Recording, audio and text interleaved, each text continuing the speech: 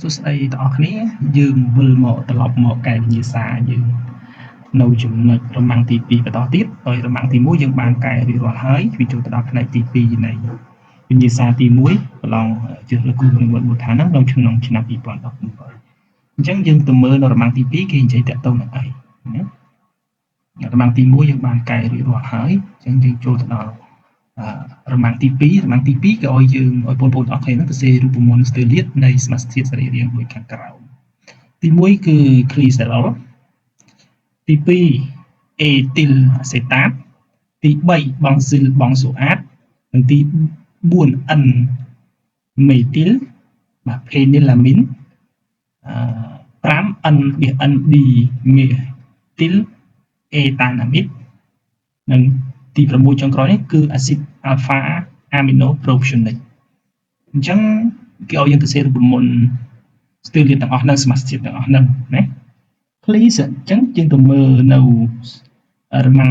សំណួរទី1នេះ glycerol វាជាប្រភេទអាកុលវាជាប្រភេទ polyalcohol វាមានគុណនីតិអាកុលលើសពី1ណា glycerol ឬក៏យើងអាចនិយាយថា propan triol ណា glycerol ហ្នឹង propan triol រូបមន្តវាគឺ CH ភ្ជាប់ជាមួយនឹង OH ហើយមួយទៀតគឺ CH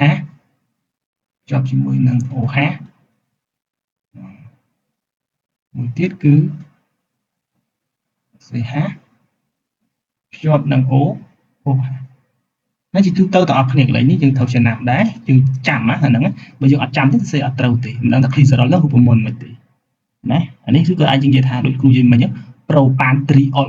អញ្ចឹងក៏បានដែរយើងចាំអញ្ចឹងណាព្រោះវាជាពពួកអាកុលណាមួយទៀតគឺទី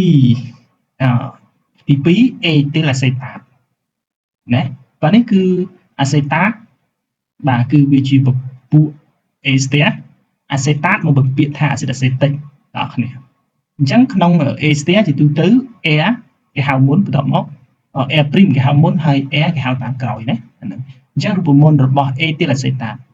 acetate មកពាក្យថា acid acetic ចឹងឡើយនេះយើងសេ CH3 ភ្ជាប់ជាមួយនឹង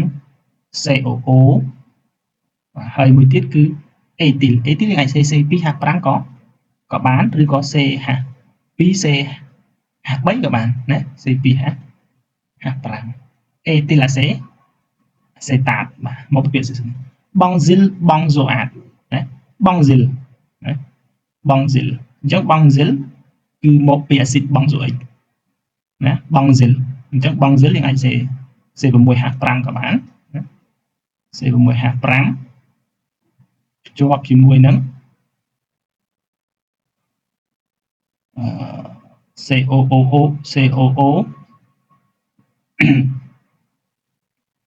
បាទ benzyl benzoate អ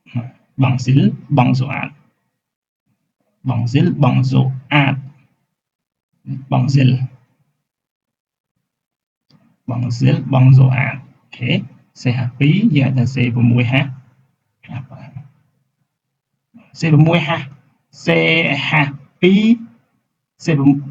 ជាប់ C6H5 នោះ benzyl តែបើសិនតែ C6H5 ទៅទេអានេះវា phenyl ចឹងនេះ benzyl benzoate ហើយចំណុចទី4គឺជាប្រភេទអាមីននេះគឺអាមីនថ្នាក់2បងប្អូនគ្នាណាអាមីនចេញជា3ថ្នាក់ណាអាមីនថ្នាក់1អាមីនថ្នាក់2ឬអាមីនថ្នាក់ទី3អញ្ចឹងកន្លែងនេះគឺ phenylamine phenyl ណា phenyl C6H5 ភ្ជាប់ជាមួយនឹងណា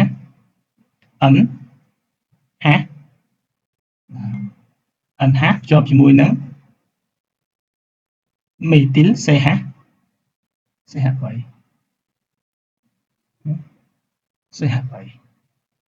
ហើយមួយទៀតគឺអានេះគឺជាអាមីនថ្នាក់ទី3បងប្អូនគ្នាអាមីនថ្នាក់ទី3នេះអាមីនថ្នាក់ទី3 DN(N) dimethyl ethanamide សំទោសណាអានេះវាគឺជាពពួកអាមីនទេអាមីនក៏យើងចែកចេញជា3ថ្នាក់ដែរគឺអាមីនថ្នាក់ទី1អាមីនថ្នាក់ទី2និងអាមីនថ្នាក់ទី3បើគេសេ N(N) បែបនេះគឺ radical dimethyl នេះជាប់ជាមួយនឹង azote ហ្នឹងហើយរួមពីរអស់គ្នាអញ្ចឹង etanamide ណាអញ្ចឹងយើងអាន CH3 អូខេភ្ជាប់ជាមួយនឹង CO ភ្ជាប់ជាមួយនឹង N បាទអញ្ចឹងកន្លែងនេះគឺ methyl ចំនួន2 3 CH CH3 ណា N ក្បៀស N dimethyl មកគុំO នេះយើងអាចសេជាប់គ្នាក៏បានដែរសេជាប់ឲ្យត្រង់ជាប់ជាមួយនឹង O នេះក៏បានដែរអានេះកន្លែងគ្រូគាត់គ្រូពលាតកន្លែងនេះឲ្យឃើញកាបូនដៃ4ណាហ្នឹងមកទី6គឺអាស៊ីត alpha propionic ណាព្រោះនេះវាពពួកជាពពួកអាស៊ីតអាមីណេអញ្ចឹងអាស៊ីត alpha propionic អញ្ចឹងមានន័យថាកាបូនដែលនៅជាប់បង្គំនីតិគឺជាកាបូន alpha ណាហ្នឹងអញ្ចឹងអាស៊ីត alpha propionic អញ្ចឹង pro គឺ3បងប្អូនណាខ្ញុំសេ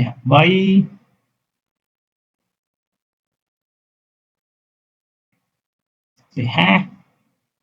ជាប់ NH2 ទៀតគឺភ្ជាប់ COOH ណានេះគ្រូចង់បញ្ជាក់ថាអាស៊ីត alpha propionic ហ្នឹងកាបូននេះភ្ជាប់អានេះគឺកាបូនដែលជាប់មកគុំនីតិ COOH នេះអានេះគឺកាបូន alpha បន្ទាប់មកនេះកាបូន beta បើមានទេកាបូន gamma កាបូន delta អីចឹងទៅអានេះយើងហៅបែបហ្នឹងណាត្រង់ចំណុចនេះគឺវាតាក់ទងឲ្យយើងហៅវិសេរូបមន្តស្ទើរលាតទាំងអស់ហ្នឹងមានដូចជា ester មានដូចជាអាមីនហើយអាស៊ីតអាមីណេអញ្ចឹងរមាំងនេះគឺយើងឲ្យយើងវិសេរូបមន្តស្ទើរលាតទៅស្មាសិតទាំងអស់អញ្ចឹងទាមទារឲ្យបងប្អូនចាំរូបមន្តទូទៅរបស់វាដែរតើយើងអានទៅយើងដឹងថាតើ ester ណាគេវាបញ្ចប់ដោយអីអញ្ចឹងទៅយើងអាចដឹងពីវាបានយើងអាចស៊ីកាអញ្ចឹង ester វាមានរូបមន្តទូទៅវាចេះនេះណា ester វាមានរូបមន្តទូទៅផងវាគឺ air COO air prim គ្រូបញ្ជាក់ទេអញ្ចឹងក្នុងការហៅឈ្មោះ ester គេហៅខាង air prim មុនណា ester នេះ ester មួយទៀតគឺអាមីនណាអាមីនវាមាន air ភ្ជាប់ជាមួយនឹង N 2អានេះអាមីនថ្នាក់1ណាគ្រូសរសេរតែប៉ុណ្្នឹងឲ្យទេវាមានអាមីនថ្នាក់2អាមីនថ្នាក់3ទៀតណា air ហើយមួយទៀតគឺអាមីនរូបមន្តទូទៅវាយ៉ាងម៉េចអាមីនគឺ air ភ្ជាប់បង្គំនីតិ CO បាទភ្ជាប់នឹង NH អា2អានេះអាមីនទី1ដែរបន្តមកទៀតពពួកអាស៊ីតអាមីណេវាមានair CH NH2 បាទភ្ជាប់ជាមួយនឹង COO បាទអាស៊ីតអាមីណេបាទអាមីតគឺមានបង្គំនីតិកាបូនីលឯនេះបាទហើយអានេះអាមីនអានេះអេស្ទេអញ្ចឹងចំណុចហ្នឹងយើងមានតែប៉ុណ្្នឹងទេបើបងប្អូនមានចម្ងល់បងប្អូនអាចសួរមកលោកគ្រូវិញបានណា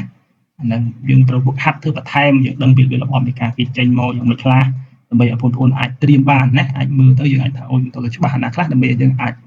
លទ្ធភាពនៃយើងអាចប្រឡងសមត្ថភាពទៅប្រឡងបច្ចេកនឹងគេអញ្ចឹងយើងមានតែប៉ុណ្្នឹងទេហើយយើងនឹងសិក្សាបន្តទៀតនៅប្រមាណទី3បងប្អូនអញ្ចឹងយើងសម្រាប់តែប៉ុណ្ណឹង